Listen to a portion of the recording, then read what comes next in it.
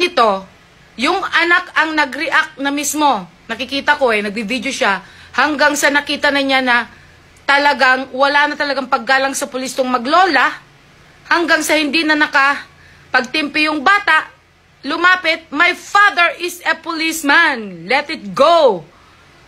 So, natural, bilang isang magulang, pinalaki mo yung bata na yan, with respect, iginagalang ka bilang policeman, anong gagawin ko? Hayaan ko na lang ba na babastusin yung trabaho ko? Babastusin yung ginagampanan kong katungkulan bilang pulis?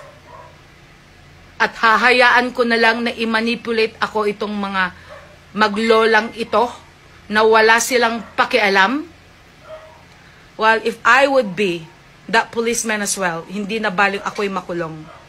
Ayaw ko lang na mapahiya at mawalan ng dignidad yung trabaho ko bilang police na nagme-maintain ng peace and order.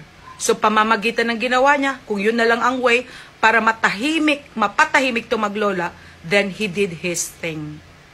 That's what I think. Diba? Ano ang dapat niyang gawin? Hayaan